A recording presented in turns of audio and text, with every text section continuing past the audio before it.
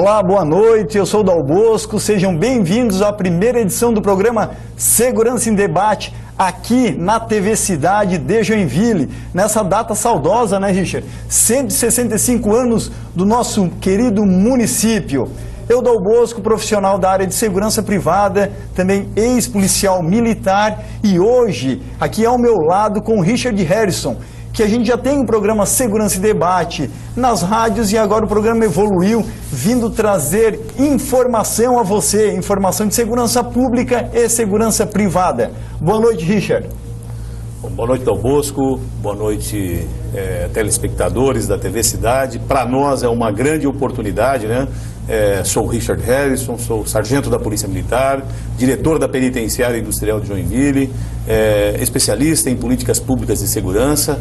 Dentro de toda essa dinâmica, tanto da iniciativa privada quanto da atividade pública que se realiza em prol da segurança, nós iniciamos um programa na imprensa falada, agora estamos na imprensa televisionada, levando informações com um grande objetivo: auxiliar a nossa comunidade nas práticas de prevenção, para que ele também possa contribuir com as atividades, com a redução da criminalidade dentro do nosso município.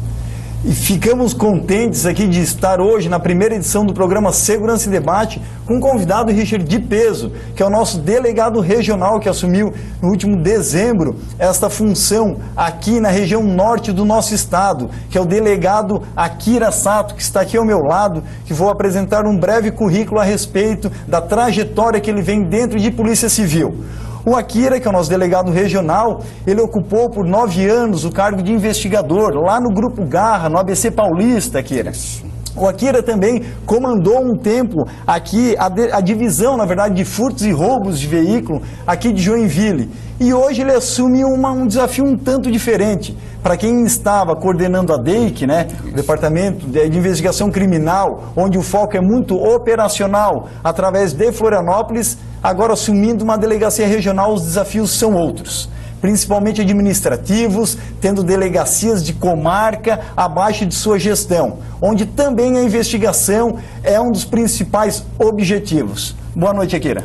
Boa noite, Dal Bosco, boa noite, Richard, boa noite, telespectadores. É um prazer, uma oportunidade, e também em relação à data, ao aniversário da cidade, poder explanar um pouco do que vem ocorrendo dentro dos quadros de Polícia Civil, da Polícia Judiciária aqui do Estado. Mudanças de rotinas e claro, no contexto de recursos humanos e logístico, a gente efetuou aqui nesse início de ano, e os resultados estão aí, né? Hoje a gente vai debater um pouquinho a respeito desses resultados. Acredito que a minha vinda, principalmente para Joinville, foi em razão não só de ter permanecido ali frente à Diretoria Estadual de Investigações Criminais, a DEIC, ali em Florianópolis, por quase 4 anos, mas principalmente pelo fato das forças-tarefas das quais comandei no contexto da Força Nacional de Segurança Pública, nos estados que tiveram as crises de homicídios, né, maior número de homicídios, as maiores capitais nordestinas, norte e centro-oeste, que tiveram os maiores índices de homicídios do Brasil. Então, comandei diversas forças-tarefas nessa especialidade criminosa, e também é o que trouxe, de repente, esse know-how, de estar vindo aqui, de repente, aplicar uma metodologia diferenciada.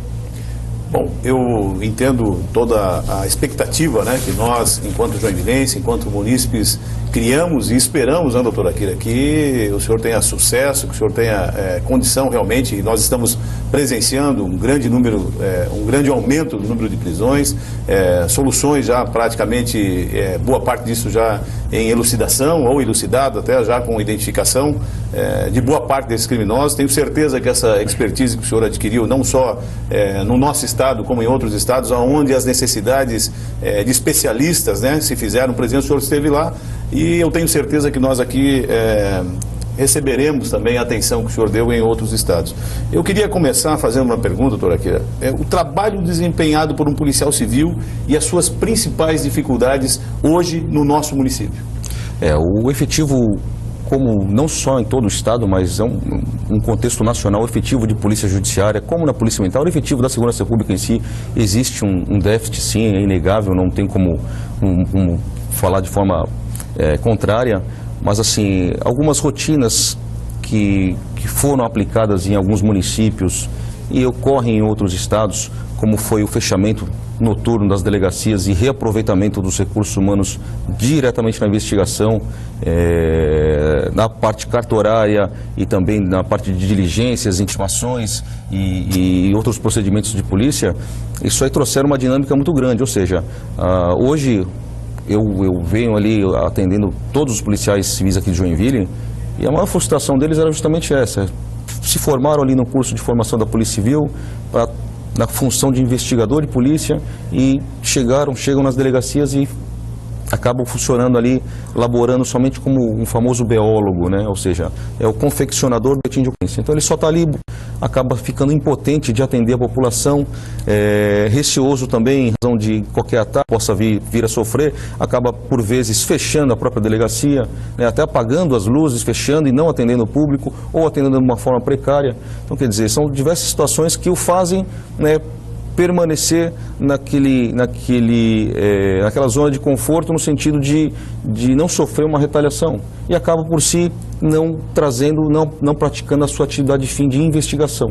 Então, justamente essas rotinas foram alteradas para que ele atuasse na investigação, e esse resultado a gente observou agora essas semanas com a 6ª DP de Piraberaba, a 3ª DP ali da Marquês de Olinda, a 2ª DP do Fátima. Então, ou seja, o maior sonho meu era justamente observar, conseguir concretizar, ver que as delegacias de área, de bairro, estão se empenhando, estão realizando buscas, apreensões e prisões. Fato que não ocorre com frequência em todas as delegacias do Estado, né? Delegacias de bairro, né? Não é uma frequência. Eu percebi essa semana numa reunião da Comissão de Segurança e uma exposição do Dr. Aquila que chamou bastante atenção quando ele disse que ele se emocionou ao ver que o policial da delegacia havia saído de trás do balcão e tinha feito o que realmente ele havia se do cidadão catarinense. Eu achei bastante interessante essa sua colocação, e vai aqui um recado, né? Na crise, CRIE. Eu tenho certeza que essa atividade está trazendo segurança, está trazendo conforto, as ações estão sendo presenciadas, estão sendo divulgadas, né, Dom Bosco? E eu tenho certeza que nós vamos passar a ver uma polícia diferente, né? É uma realização de cada administrador, cada um que chega, dá a sua tocada, né? Desenvolve a sua atividade da forma com que ele entende necessário. E eu tenho certeza que esses números aí, aqui novamente meus parabéns ao seu trabalho, doutor. Eu tenho certeza que nós, né, na condição de joinvilenses, antes mesmo de ser policial militar, antes de ser diretor da penitenciária, sou munícipe, claro, e careço também das atividades de segurança, assim como a nossa comunidade também carece. Delegado, até fica um questionamento, né? Nós estamos num estado onde temos municípios de 10 mil pessoas, 10 mil habitantes, temos outros de 600 mil habitantes. Na função de delegado é um tanto difícil gerir, né, comarcas que têm essa distinção populacional e principalmente de estrutura. A questão de efetivo já está cansativo, né, de tantas as pessoas baterem, isso é uma realidade que a gente já conhece. Mas quais são as outras dificuldades hoje que o senhor encontra na atividade de policial civil? A questão da logística, nós tivemos aí o Pacto da Segurança Pública desses últimos anos. Então, parte de viaturas, o parque de informática, entre outros recursos foram superados, principalmente a parte de recursos tecnológicos e softwares. As grandes cidades e as especializadas da capital, todas têm os seus recursos, e vou dizer assim, pelo que eu observo na capital, os recursos chegam até a sobrar, principalmente no que diz respeito até a viatura. Nós temos delegacias em que tem mais viatura do que policial, né? Olha só. Telefones funcionais, toda a parte de notebook, smartphone, parte tecnológica de software na aplicação de análise de vínculos, entre outras soluções, elas foram investidas justamente, né, não querendo cobrir o déficit, mas vindo auxiliar principalmente no fator da investigação. E na questão regional, o que eu observo assim, as situações, na verdade os crimes eles se assemelham na sua quantidade, né? Claro que temos algumas situações mais específicas no interior, a exemplo lá do oeste, do meio oeste, nós temos um grande número de furtos, a parte de abigeato, né, de gado e tal, e aqui a gente já tem um grande índice da parte de tráfico de drogas e a parte de arrombamento de caixa eletrônico, o furto qualificado. São perfis distintos, né? Alguns perfis distintos que as grandes regiões concentram uma maior quantidade. A evolução que eu observo desses últimos anos é de que o crime com violência, grave ameaça e violência aumentou muito, né? Eu lembro das análises das estatísticas de 2008, 2009, nós tínhamos ali, eu lembro um ano certinho, nós fechamos com 2.200 furtos à residência. Né? Hoje nós observamos que a residência ele chegou a quadruplicar, que é justamente onde se aplica a violência, né? O emprego de arma de fogo, mantém a família toda de refém, acaba por levando o veículo e todos os seus objetos eletrônicos. Né? Então a gente observou, e esse é o foco hoje, né? São as facções, são os crimes patrimoniais, principalmente voltados ali ao latrocínio e o roubo também, principalmente a residência. E essa é a nossa meta inicial. Assim que a gente conseguir ali segurar essa estatística, né, nós vamos nos dedicar a outras modalidades criminosas. Vai uma observação aqui que eu percebo por conta de um período da minha vida, nesse processo da persecução criminal, lá, da quebra da ordem, né, até o sistema de segregação, é que a maior parte das pessoas que vêm cumprindo pena e que fazem o cometimento de delitos, elas têm, em via de regra, pouca formação e pouca qualificação. Como busca de uma solução preventiva eficaz, né, dentro dos processos de segurança pública, nós não deveríamos também fazer as iniciações nas escolas, no processo de qualificação, porque nós percebemos hoje, tem um site lá, foradaescola.org, Joinville tem hoje 9.985 crianças entre 4 e 17 anos fora da escola. Isso são fatores que contribuem também com o aumento da violência? Claro, mas ainda que são fatores baixos, né? São fatores, comparado ao contexto, ao cenário nacional, são fatores baixíssimos, né? Mas claro que contribui, tem toda uma questão de políticas sociais. Nesse contexto, a gente observa hoje em Santa Catarina, na segurança pública, principalmente no Estado, a permanência do ProERD, foi um excelente programa. O governo federal veio ali com diversos programas, programas do CRAC, Programa de Homicídio Nacional, Estratégia Nacional de Fronteiras, entre outros programas que acabam atingindo as grandes cidades, mas por vezes não acabam chegando também ali no nosso fundão ou na nossa própria escola.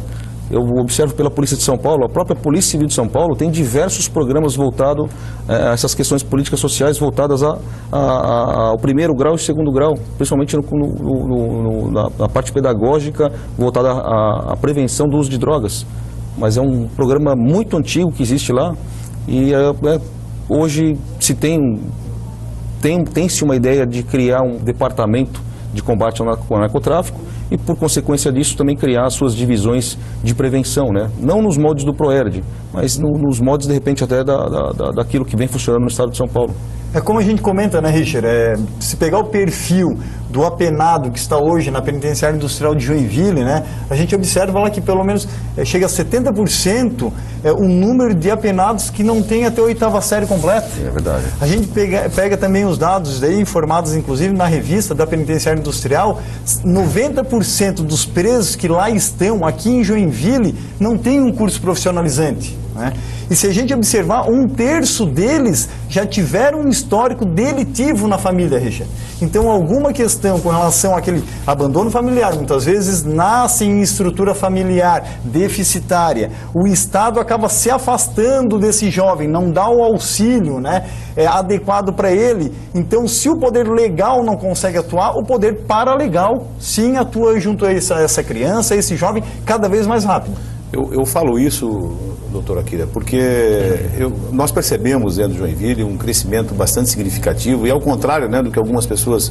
Nós percebemos, é claro, que a ausência da segurança, quando ela começa a verter para o lado da violência, né, do homicídio, assusta as pessoas, mas as atividades que vêm sendo desenvolvidas ao longo desses 28 anos, né, que faço segurança pública dentro de Joinville, nós percebemos um crescimento extremamente significativo dentro do sistema prisional. Foram 1.444% nos últimos 28 anos o crescimento da condução das pessoas ao sistema prisional. Então a atividade de polícia, desde da quebra da ordem, né, da Polícia Civil, da Polícia Militar, Sistema Judiciário, Ministério Público, o Sistema Judiciário e a prisão do indivíduo, eles vêm funcionando de uma forma que nos assusta, porque cada vez nós vemos esse índice, né, aumentando no sistema prisional.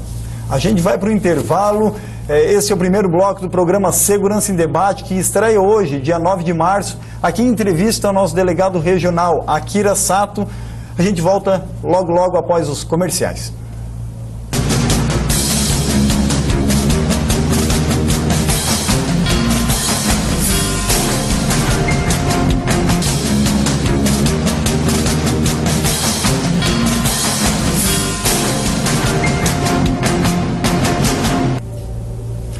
Olá, voltamos ao segundo bloco do programa Segurança em Debate, aqui na TV Cidade, ao vivo, hoje que é a grande estreia do nosso programa, junto ao meu amigo Richard Harrison, diretor da penitenciária, e eu, Dal Bosco, da iniciativa privada, administrador da Quaternos Rastreamento. Entrevistamos hoje o delegado regional Akira Sato. Doutor Akira, o senhor que é delegado desde 2006. 2006, né? Santa Catarina. Antes disso, em Santa Catarina. Antes disso, já era investigador de polícia em São Paulo. Isso. Capital? Capital. Na capital. Grande ABC. Na grande ABC. Me diga uma coisa, é um tanto difícil da população entender a questão do prende e solta, né? Muitas vezes a polícia militar acaba fazendo um retrabalho, pegando o mesmo jovem 30, 40 vezes.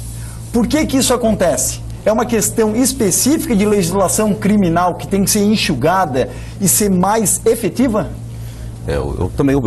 Nesse mesmo contexto está a Polícia Rodoviária Federal, todo o contexto de segurança pública, todos os órgãos de segurança pública estão nesse contexto.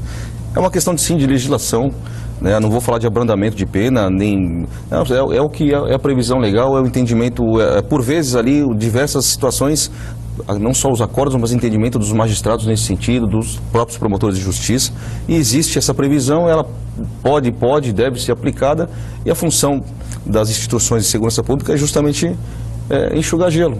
Não tem o que falar, o que a gente não pode deixar de fazer, ou o que nós não podemos deixar é formar a poça de água, né? Então, enxugar gelo vai ser a função sempre de repressão, prevenção, seja através da ostensividade ou da investigação, acaba se tornando esse ciclo vicioso de enxugar gelo, né? Sempre vai se falar nesse sentido, mas o importante é não deixar formar essa poça.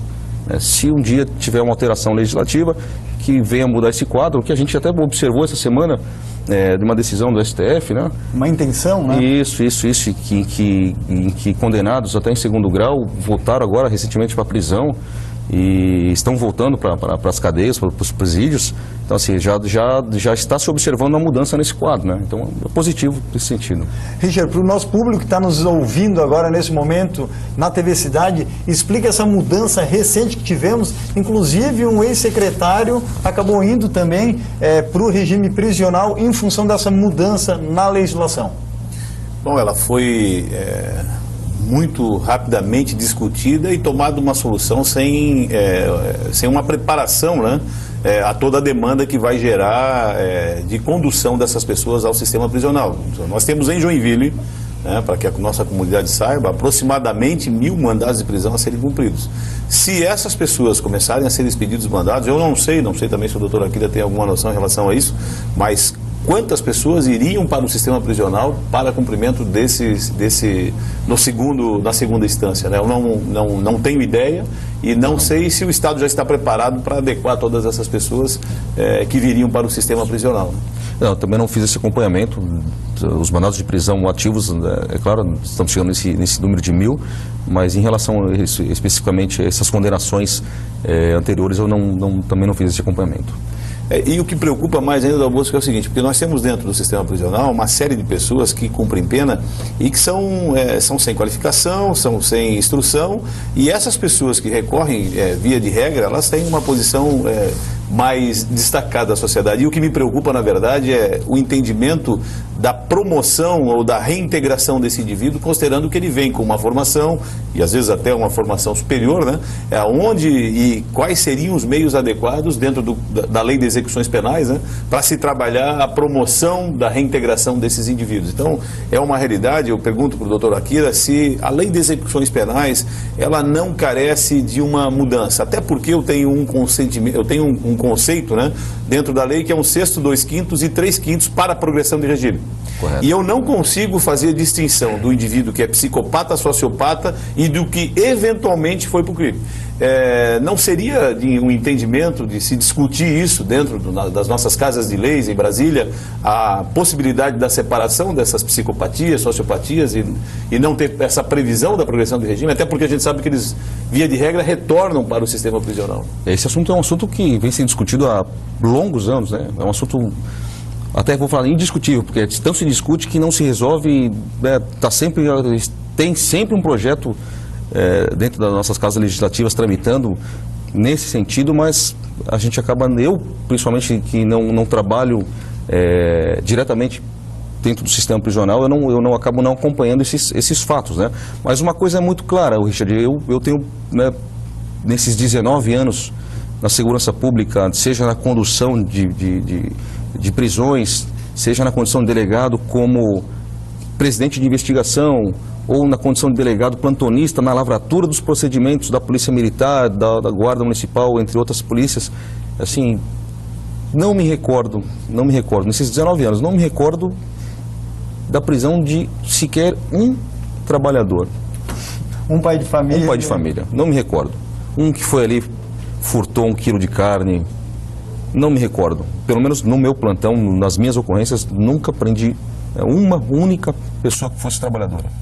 Todas buscando vantagem econômica. Então, é o que você bem disse em relação à reincidência, permanência contínua no crime, ressocialização, progressão de regime, são assuntos que acabam não chegando a lugar algum, né? Se discute, não acaba se chegando a lugar algum. O doutor Akira falou muito bem aqui com relação, nunca encontrou um pai de família, né? Ou seja, nunca prendeu, na verdade, um pai de família. Morei, doutor, por 3 anos na África, né? E na África a gente vê muito a questão do furto para a pessoa ter o que comer, ok? No Brasil também, mesmo na época, breve tempo, como policial, a gente não vê essa realidade. A gente vê o furto ou o roubo ou para sustentar o seu vício ou para sua ostentação, para sua vantagem competitiva, sua riqueza própria, né? Então a gente não vê para alimentar os bens primários da sobrevida humana. Doutor, com relação a essa questão e quando a gente vê que boa parte dos delitos, muitas vezes nas zonas principais urbanas, são cometidas por menores de idade, né? Famoso de menor, vamos dizer assim. Famoso de menor. É aquele que, se puxar o histórico, tem histórico delitivo na família, não teve profissionalização, está afastado há pelo menos 2 anos do estudo, onde começam outros objetos, uma arma, um carro, a droga, né? Mulheres. Seu castelo dele, é o que o traficante oferece, é o que uma facção criminosa oferece para recrutar ele. Me diga uma coisa, a questão da redução da maioridade penal, qual a sua opinião a respeito do assunto? Eu entendo como positiva, nesse sentido, sim. Eu observo que o ECA ele está defasado, sim. Nós temos ali uma série de... Claro que ele é um estatuto de proteção à criança e adolescente. Hoje nós temos vaga no CASEP, estão sobrando vaga, né? Até porque os menores infratores que são apreendidos, só aquele com grave ameaça ou violência, então aquele que é preso frequentemente por mais de 30 vezes no tráfico de drogas, com imensas quantidades ali de varejo, acabam saindo da própria delegacia antes mesmo que o próprio policial termine a ocorrência. Então, assim, eu observo como uma necessidade, sim. Nós observamos o índice, é clara a intenção, o conhecimento pleno do que está fazendo, né, principalmente em relação a esses adolescentes de 16 a 17 anos, todos voltados, muitos deles voltados a facções criminosas, praticando inúmeros homicídios aqui em Joinville. Uma série deles já foram apreendidos nessas últimas semanas da Força Tarefa. Até outro dia a própria imprensa perguntou do número crescente de mortes de adolescentes que ocorreu aqui em Joinville nesses últimos meses. É claro, é uma crescente, sim, ela acompanha o número de menores infratores envolvidos no crime, envolvidos em facções e, por consequência, também o número maior de mortes desses adolescentes, né? Então é uma necessidade, eu vejo que é uma necessidade. Posso não ser um conhecedor profundo do Estatuto, até porque na minha atividade hoje eu não aplico diretamente ele, não trabalhei em especializado de adolescente, mas pelo contexto geral de trabalho de segurança pública é primordial. Doutor, e a questão da reincidência, né? Ou mesmo aquele pega e solta e pega, ou seja, várias vezes a mesma pessoa. Não é uma comprovação de falha do Estado na recuperação desse jovem? Não estou dizendo do Estado de Santa Catarina, mas isso a federação como um todo. O Estado, principalmente de Santa Catarina, vem fazendo o seu papel. Eu acompanhei até ano passado, eu tenho uma parceria muito grande com o Leandro do DEAP, que é a secretário adjunto, foi o diretor do DEAP no período, principalmente aquele período dos ataques, né?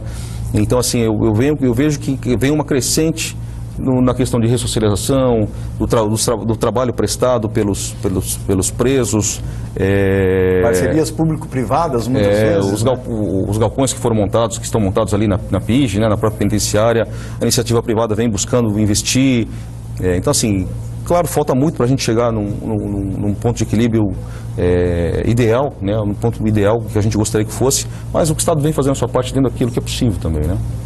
Bom, eu tenho uma posição, claro que ela é conflitante a do doutor Akira em relação ao menor, porque o que se percebe dentro do sistema prisional é uma dificuldade da reintegração por conta da ausência de separação das tipificações criminosas. Quando nós incluímos os menores dentro do sistema prisional, ele acaba sendo influenciado de uma maneira mais significativa ainda. Então, eu como joinvilense, como catarinense, como brasileiro, entendo que o meu país ele deve ter uma preocupação bastante significativa dentro das áreas de educação e de qualificação das nossas crianças. Eu nasci em Joinville, comecei a estudar em 1977 em um colégio que hoje está de portas fechadas, né? E outros colégios que de vez em quando passamos na frente e vimos o fechamento desses colégios. A nossa população tinha 380 mil habitantes em 1988, hoje nós somos em 610 mil. A população carcerária era 90 penados em 1988, hoje são 1.500, 1.000 mandados de prisão para cumprir, 1.000 presos no regime aberto, 1.400 na central de penas e medidas alternativas. Então a atividade de polícia ela vem prendendo e vem conduzindo os indivíduos. Nós temos uma falha ainda na reintegração desses indivíduos, mas mais ainda o que se percebe é que nós devemos educar os nossos jovens. E aí as pessoas, nós percebemos muito isso, né? Usamos sempre de exemplo, os Estados Unidos, a Europa prende com 9, prende. Mas como funciona a educação nos Estados Unidos? Como funciona a educação dentro dos colégios na Europa? Como funciona a educação no Brasil? Vejo que o reflexo da ausência disso acaba, claro.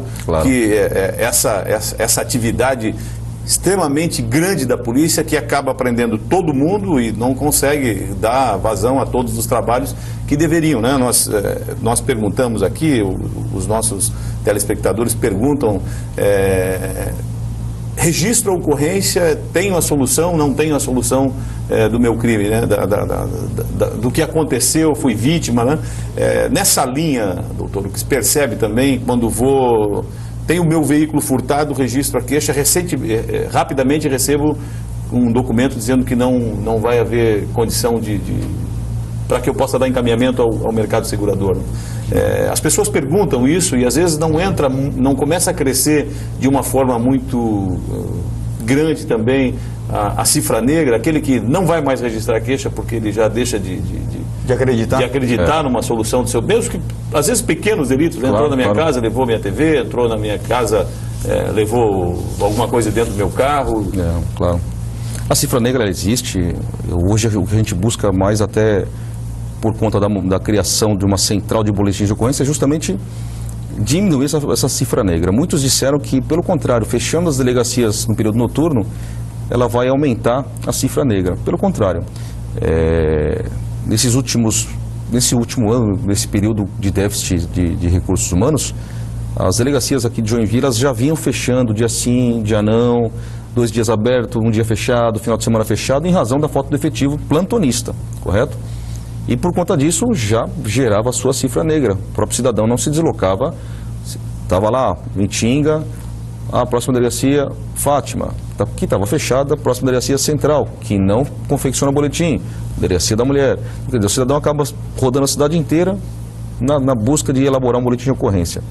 E com o fechamento das delegacias, criou-se uma única central, com um efetivo ali, para não falar quase triplicado no atendimento, no ambiente centralizado, climatizado, com diversos setores ali dentro, diversos espaços, tanto para o público feminino de violência doméstica, para o público infantil, com espaços lúdicos ali, e também para o público em geral. Então, assim, todos estão sendo atendidos 24 horas por dia, 365 dias por semana, com efetivo especializado, totalmente orientado e voltado para o atendimento ao público e da prestação das providências que serão tomadas. Então o cidadão hoje chega ali na Delegacia da Mulher, na Avenida São Paulo, é atendido de forma rápida e para o próprio policial civil presta ali todas as suas informações das providências que serão tomadas, para qual delegacia será encaminhado o boletim de ocorrência. Ou seja, é um atendimento preliminar, né, que já traz ali uma resposta para o cidadão, agiliza o nosso processo de distribuição, né, com o fechamento otimizamos os policiais e colocamos todos ali no setor de expediente para investigação, diligências, intimações, que vão acelerar os cartórios, que por sua conta vão acelerar a conclusão dos inquéritos policiais. Então, a ideia é justamente essa, é aumentar a efetividade justamente na conclusão dos inquéritos, dos termos circunstanciados que estão parados ali há meses, para não falar anos, nas delegacias. Doutor, aqui, a pergunta, nós vamos para o nosso intervalo, né? Mas antes eu gostaria de formular uma pergunta para o senhor, porque os nossos telespectadores perguntam, quando eu vou registrar uma ocorrência na delegacia, né? Quando eu posso fazer um registro online, quando eu tenho que me deslocar e ir fazer esse boletim? Para esclarecer, né? Para a nossa comunidade. Inclusive com relação à questão do acidente de trânsito, que a gente viu algumas mudanças aí no último mês. Isso, assim, a delegacia eletrônica, ela teve um aumento do ano passado para cá de 600% de demanda, né? Ou seja, estão sendo abertas inúmeras tipificações, as quais o cidadão pode elaborar na via eletrônica, na sua própria residência, de uma forma mais rápida, sem precisar, de repente, pegar uma fila ou passar por uma unidade do seu bairro. Então, assim, imediatamente após o registro, aquele processo, aquele boletim de ocorrência, ele já entra no sistema para a unidade policial responsável pela circunscrição. Então, é a mesma coisa como se fosse feito numa delegacia. Claro que deve-se pormenorizar. Por vezes, eu despacho alguns desses boletins, eu observo lá, o cidadão apenas diz lá, de repente é para fins até de seguro, né? Fala, furtaram só o meu celular. Furtaram o celular. Não diz aonde, como foi, horário, não diz, deixa tudo em aberto para que, né? Ou seja, acredito que seja para fins de seguro.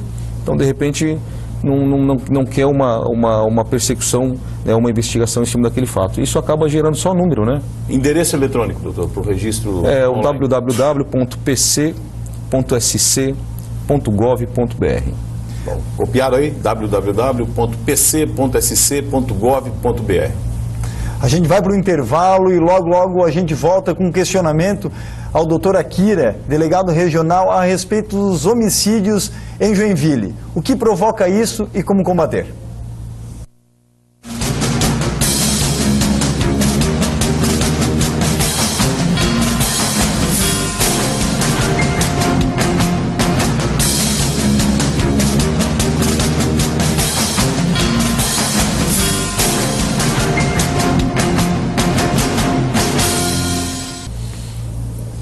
Voltamos ao programa Segurança em Debate com Dal Bosco e Richard Harrison, com o apoio da Quatro nos rastreamento de veículos. Hoje contando aqui em entrevista ao vivo, no dia do município, 165 anos, com o nosso delegado regional, doutor Akira, que vem fazendo uma série de mudanças com relação à última gestão, desde dezembro, 14 de dezembro, acredito que foi a mudança, né, Akira? Vamos voltar a resgatar um assunto do bloco passado, a questão do acidente de trânsito. Para o público que está nos escutando agora na TV Cidade, para quem que ele deve ligar? Ele realmente pode se deslocar para uma delegacia, ele precisa esperar a Polícia Militar chegar ao local do acidente? O acidente de trânsito, apenas com danos materiais, ele pode ser registrado através do meio eletrônico, através da internet, através do www.pc.sc.gov.br. Entendo eu que não há necessidade de acionamento da Polícia Militar, ou seja, eu entendo isso como um prejuízo para a segurança pública.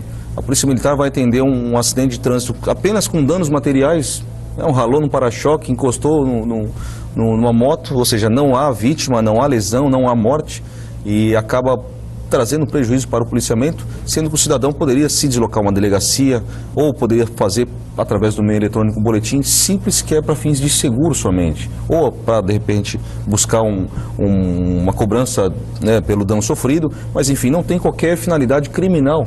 Então o dano material ele pode ser. Já em relação aos atendimentos com acidentes de trânsito com vítima, na verdade nós possuímos aqui a Delegacia de Direitos de Trânsito, que as suas atividades foram encerradas em razão de um decreto do governador, onde se criou a Delegacia de Homicídios.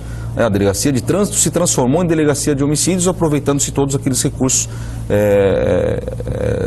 logísticos e humanos que possuíam ali. E a partir dali, essas demandas passam a ser atendidas pelas delegacias de área. O cidadão pode se deslocar à delegacia e, quando tiver vítima, claro, como a Polícia Militar, como era antigamente, né, há tempos atrás, a Polícia Militar é a primeira a chegar no local do acidente com vítima, seja vítima de lesão, seja vítima de morte, faz o atendimento, ela já tem a sua atribuição de confeccionar o boletim de ocorrência, já vem confeccionando em todo o estado de Santa Catarina, ela tem também confeccionado os termos circunstanciados por todo o estado de Santa Catarina, né, então não há, no meu entendimento, não há razão de manter um policial civil, apenas uma equipe, né, uma dupla, na maior parte dos casos, um policial de viatura, atendendo todos os dentes da cidade. Ou seja, tínhamos um congestionamento e acabávamos empenhando, um dia chuvoso, por exemplo, com 5, 10 acidentes de trânsito, acabávamos empenhando 10 viaturas da Polícia Militar para aguardar, né, enquanto apenas uma viatura da Polícia Civil tinha que atender uma por uma. Então, as viaturas da Polícia Militar com 10 empenhadas. E como é uma realidade que acontece em todo o estado, a Polícia Militar já está no local, já faz o atendimento, já faz o boletim de ocorrência e, se for o caso, lavra o TC ou, se for o caso, aciona o próprio Instituto Geral de Perícias. Você que está nos ouvindo, esse também é um dos objetivos do nosso programa, o caráter educacional, de orientação com relação a esses assuntos, inclusive, que o doutor Akira nos trouxe aqui. Esses dias eu estava conversando, delegado, com um amigo policial militar, e ele falou o seguinte: Dal Bosco, as pessoas nos ligam até por cano estourado. Né? Então fica difícil, a gente já está com baixo efetivo, né, Richard? E as pessoas, a questão da falta de informação muitas vezes, mas muitas vezes são coisas mínimas que acabam acionando e com a falta de efetivo acaba ficando o Estado, né? Ou seja, as forças de segurança pública sem conseguir atender todos, ou melhor, sem conseguir atender eventos de caráter emergenciais. Bom, ontem, nas prévias lá da inauguração do nosso mirante, fazia muito tempo que não ia lá e os internos da penitenciária foram auxiliar no processo de limpeza, manutenção, um contrato junto com o governo do município, e aí eu subi no mirante para poder ver o tamanho da nossa cidade. Realmente, doutor Akira, eu quero parabenizar aí as atividades que o senhor está desenvolvendo e vem desenvolvendo, porque é uma atividade para um super-herói realmente, porque Joinville é muito grande, eu imagino o número de ocorrências que a Polícia Militar atende, que gera toda a demanda da Polícia Civil e o quanto nós ainda somos carentes. Eu entendo que os números que forem extraídos pós, né, essa atividade que o senhor vem desenvolvendo aqui, vão servir, né, para os nossos entes políticos, por luta de mais policiais, de mais estrutura para a Polícia Civil, de mais estrutura para a Polícia Militar, porque nós, enquanto munícipes, lutamos por isso, somos, né, pagadores dos nossos impostos e precisamos necessariamente do atendimento do governo do Estado de uma forma como que ele vem fazendo. É claro que o governo veio para cá, fez as modificações que achou necessária, né? O doutor Akira está aí demonstrando em números o quanto isso está significando para a nossa comunidade, mas nessa linha dos homicídios, doutor Akira, que eu gostaria de lhe perguntar, a causa real desses homicídios, ela está vinculada num primeiro momento à droga e depois elucidando mais ainda esses indivíduos.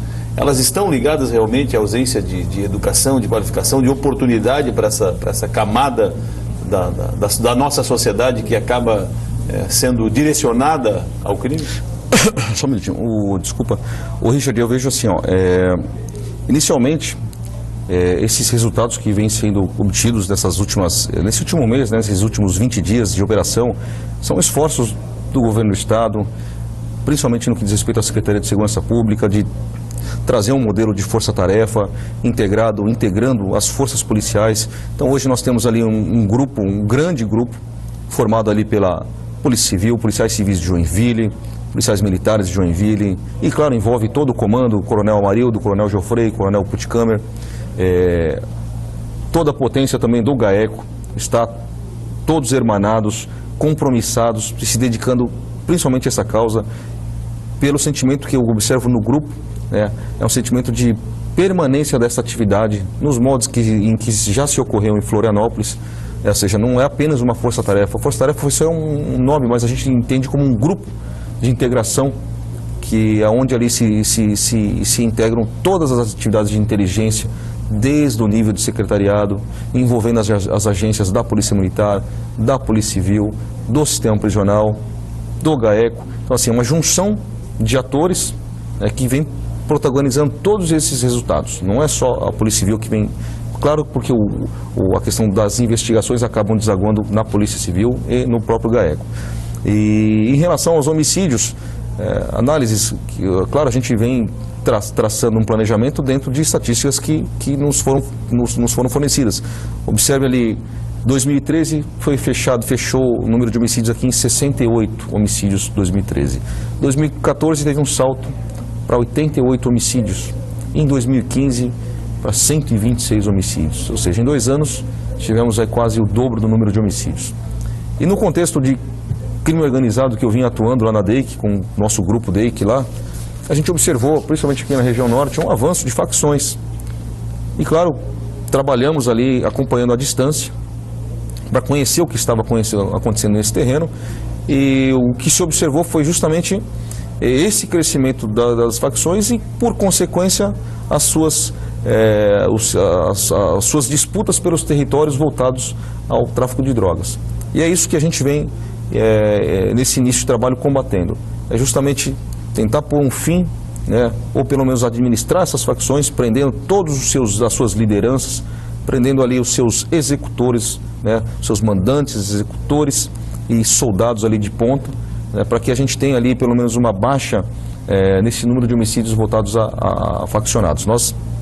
E claro que foi divulgado em mídia, podemos observar principalmente esse ano, muitas mortes ali com características de execução, 15, 16, 18 tiros, ou seja, não é um homicídio diferenciado de 2 disparos, facada, como ocorreu essa aqui no centro, Eu acredito que ali a investigação daquele que levou 15 facadas recai ali numa questão de dívida de tráfico de drogas.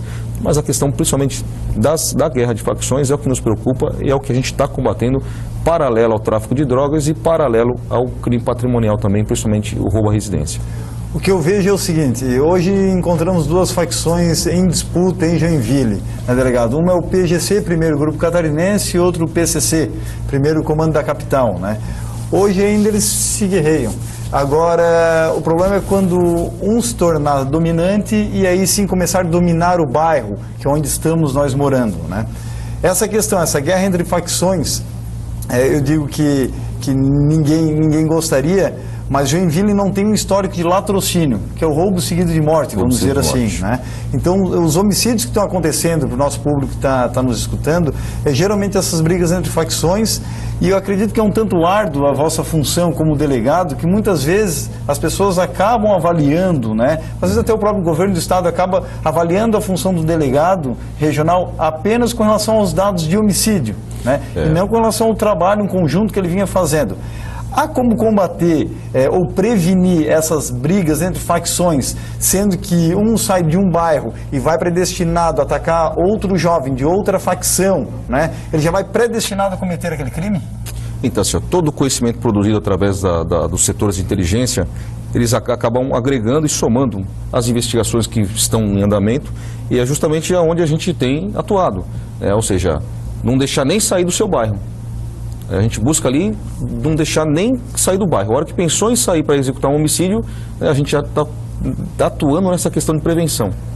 Ou seja, prendendo ali os mandantes e os seus executores, e claro, com a saturação das operações ostensivas da Polícia Militar, a gente acaba conseguindo prevenir o número de homicídios. E é justamente essa tecla que a gente vem batendo. Bom, geograficamente, Joinville faz fronteira com o Paraná, propriamente dizendo, a grande Joinville, que seria Garuva, o próximo município, mas a influência dessa facção que sempre esteve dentro do sistema prisional, enfim, sempre esteve em Santa Catarina, essa seria uma das facilidades também? A proximidade, com certeza. A proximidade, sim, com certeza. A título de exemplo, na capital, ela tem um contexto muito menor de atuação, principalmente em relação ao PCC, já que no norte do estado, em relação à proximidade do Paraná, que tem uma atuação muito forte, e principalmente devido à proximidade que divisa com São Paulo, acaba a nossa região norte, Joinville, região até litorânea, Itapoá, São Francisco, acabam sofrendo com esse essa chegada desse pessoal dominando essas regiões. Doutora Kira, me responda o seguinte, você bem falou que a intenção, né, de prevenir, né, evitar, na verdade, esses homicídios, essa guerra entre as duas facções, é não deixar ele nem sair do bairro. Mas quando acontecem as forças-tarefas, como a gente acompanhou aqui em Joinville no último mês, integrando aí 3, 4 órgãos de segurança pública do Estado, isso já não é um aviso adiantado aquele bandido de que vocês vão estar atuando no Jardim Paraíso, vão estar atuando no Paranaguamirim? Como é que funciona essa estratégia de comunicar uma força-tarefa ou não? Inicialmente o que existiu foi a primeira chegada, né? Foi comunicada, na verdade, o início daqueles trabalhos de força-tarefa. Naquele primeiro momento se repassou essa informação à imprensa, porém agora todas as outras funções e ações que estão sendo tomadas e que foram planejadas não tem o porquê estar divulgando. O que a gente busca hoje é divulgar resultados, sim. O resultado ele não é importante só para fins de mídia, não. É principalmente para trazer de volta a sensação de segurança para a população, não é para mostrar a cara da polícia bonitinho que está resolvendo, não. A finalidade ela é pedagógica, ela é para mostrar justamente que está ocorrendo a repressão, né, para mostrar que o crime não compensa. Então quem está no crime sobe, tem que correr do mapa, né? E também mostrar para a população que estão ocorrendo as prisões, pessoas estão sendo presas, inúmeras prisões ocorreram, e que consiga reaver a sensação de segurança no cidadão. A maior parte desses indivíduos que foram presos, né, apresentados à justiça, doutor, eles eram todos faccionados e envolvidos já em crimes anteriores? Sim, com certeza. Eu acredito que todos que foram presos, eles, além do mandado de prisão que eles já possuíam, eles ainda foram autuados em flagrante, seja pelo porte de arma, pelo tráfico de drogas, associação ou organização criminosa. E desde os seus mandantes, né, número 1 de facções, foi o primeiro a ser preso, ou seja, o primeiro foi o número 1, foi preso mesmo. E os seus escalões inferiores e inclusive os seus executores. Então assim, estamos pegando toda a escala das facções criminosas em Joinville. Essa é a finalidade, né? E muito trabalho tem a ser feito ainda, muitas pessoas ainda vão ser presas, esse trabalho permanece de um período indeterminado, não tem hora para acabar, e da forma em que se encontra essa atividade, tenho certeza que ela vai ser permanente. A relação institucional das instituições aqui de segurança, elas nunca foram tão afloradas no sentido de comunicação, entendimento, parceria. Eu acho que ela vai ser permanente pelo resto da gestão ou do governo. Santa Catarina tem essa característica, né, doutora? Essa interação entre as duas polícias, elas sempre foram boas, né? Nunca houve, a exemplo de outros estados, Santa Catarina sempre teve uma boa relação, né? Principalmente nas crises, né? Nas crises é que se aprende muito e nós acabamos observando que realmente essa união traz um resultado muito positivo e ela acaba sendo permanente. Nós temos exemplos lá em Florianópolis nesse sentido, não só nos grupos de atuação, mas principalmente a integração que a Secretaria de Segurança vem fazendo nos órgãos, né? Surgiu a crise, é o momento de se aplicar aquilo que deu certo em outras regiões. Nas crises caem a vaidade? Totalmente. Devem cair em prol da segurança pública, em prol do cidadão. Doutora, venho fazer aqui a nossa última pergunta, nosso programa vem se encaminhando aí para o final. Se hoje você tivesse a caneta na mão, o que você mudaria na legislação criminal brasileira? É uma pergunta genérica, mas é muito extensa. Ela é complexa, muito extensa. Não vim preparado para essa pergunta, mas acredito que... item, então. Um item seria principalmente a questão da reincidência, né? Eu acredito que a parte ali, principalmente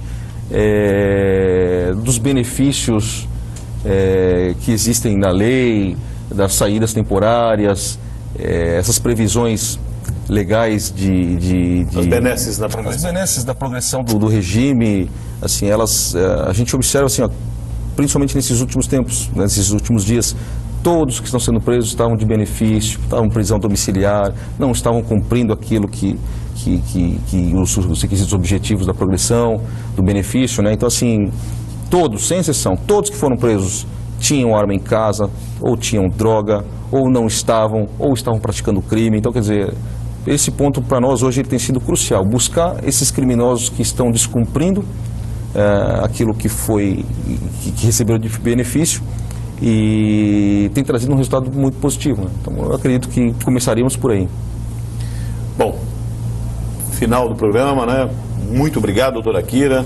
Obrigado você que teve a boa vontade de nos ouvir. Espero que nós tenhamos levado as informações necessárias para que você possa também auxiliar nas práticas preventivas no que diz respeito à segurança pública. Estamos aqui na próxima quarta-feira com o entrevistado, o Tenente Coronel Geoffrey, né? Vai vir aqui, comandante do 8º Batalhão, para levar informações também das práticas preventivas à nossa comunidade. Não perca. Gostaria de mandar um abraço a todos os policiais militares, civis, federais e guardas municipais que acompanharam hoje o programa Segurança e Debate, a nossa estreia, né, e são ex-colegas de trabalho.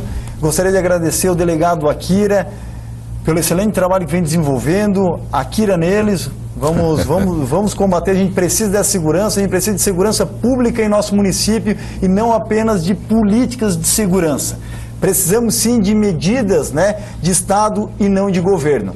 Um abraço, eu sou o Dal Bosque, com o Richard Harrison. A gente apresentou a primeira edição aqui na TV Cidade do programa Segurança e Debate.